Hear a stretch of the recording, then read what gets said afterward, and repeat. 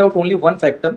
The matter has been listed on 26 May lordship, wherein the matter has been urgent on the only on the ground that the co-accused person may kindly be surrender and then the matter would be listed. ऐसा नहीं, यही है sir, आप भी थे sir उसमें। मैं बता रहा सर कि इन्होंने जो मेन एलिगेशन, मलोडी mother in law is prosecuted for the offence 376 मलोडी, द मदर इन लॉ मलोडी एंड सर काफी kindly have look the rejection order मलोडी, द केस डायरी का अवलोकन से देखें लॉर्डशिप, उसमें देखें सर कि 18 तारीख का इंसिडेंट है, 19/4 को जाके एग्जाम दे रही हैं कॉलेज में जाके, और 27 तारीख को बोलती है कि मैंने रेस्क्यू किया, 30 तारीख को जाके एफआईआर कर रही है सारे परिवार के खिलाफ लॉर्डशिप। नहीं सर, आर्गुमेंट हुआ, आर्गुमेंट आपने यही बोला था कोई की सरेंडर कर दिया जाए, उसके बाद नहीं सर, आर्गुमेंट हुआ, आर्गुमेंट होने के बाद पूछा मेन अक्यूज क्या, तो बोला main accused he was surrendered murder. ये बिक्की के खिलाफ जिसके खिलाफ 376 का एलिगेशन है, वो उसके खिलाफ बोला कि वो सरेंडर कर दिया। बोले बाकी लोगों के खिलाफ जो फादर इन लॉ है he is before the court murder, वो एंटीसिपेटरी अप्लाई कर रहे हैं। मालूड हैज ऑब्जर्व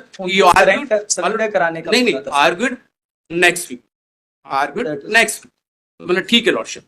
बस नहीं, आपने बोला आपने टाइम मांगा है, नहीं मैं I am not by the applicant list the case in the next, हाँ तो आप कोर्ट ने बोला आर्ग्यूड नहीं लॉर्डशिप, कोर्ट आर्ग्यूड कि आर्ग्यूड नेक्स्ट वीक, मतलब ठीक है यस मतलब kindly have it next week, मतलब यही था लॉर्डशिप। और विक्की हैज बीन सरेंडर्ड, मतलब जिसके खिलाफ एलिगेशन है, और ये भी अरेस्टेड था, कोई सर आप देखिए सर मदर साहब ने कहा था कि मदर इन लॉ के खिलाफ 376 का एलिगेशन आ रहा, उनके चार्ज बनाया lord, argued on the same date also sir, mainly because sir the को आप देख लें सर कि 18 तारीख को, अरे आप लोग मेरिट पे दोनों बताइए, नहीं तो सर मेरिट बता दें sir. Next sir page number kindly page number 11 lordship, page number 11 yes madam, क्या है? केस डायरी अनुसार फरियादी द्वारा इस आशय का लिखित शिकायत आवेदन प्रस्तुत किया कि उसके पड़ोस में रहने वाले नीरज साहू से उसकी 7 साल से बातचीत होती थी, वो दोनों एक दूसरे को पसंद करते थे और दोनों ने दिनांक 18/1/25 को भोपाल में गायत्री मंदिर से शादी की थी।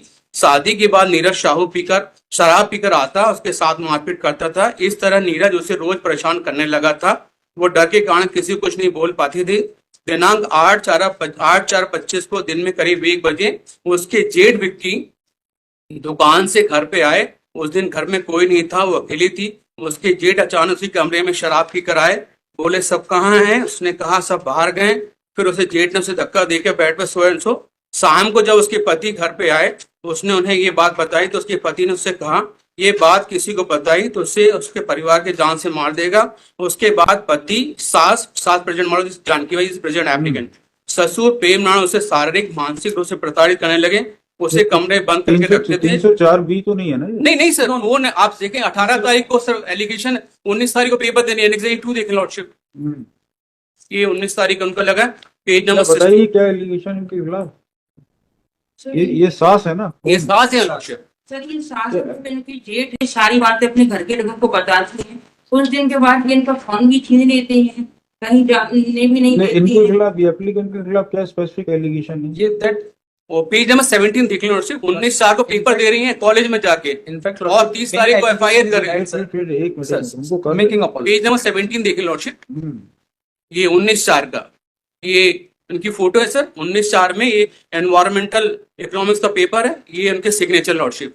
घटना 18/4 की है और बोलते हैं कि 27 को हमने रेस्क्यू के घर से, फिर 28 तारीख को परिया को बताया, फिर 30 तारीख को एफआईआर की। तो 19 तारीख को ही घर से बाहर जाके एग्जामिनेशन दे रहे हैं, तो दैट इज द हाल मतलब दिस टाइप ऑफ नेचुरल कोई स्टोरी ही नहीं लॉर्डशिप। बताइए उसका वो स्टेटमेंट दिखाइए, कंप्लेनेंट का दिखाइए स्टेटमेंट। हाँ, आपका क्या कहना, बोलिए। Sir my player is that lordship, now the co-accused person, हाँ 183 का दे दीजिए।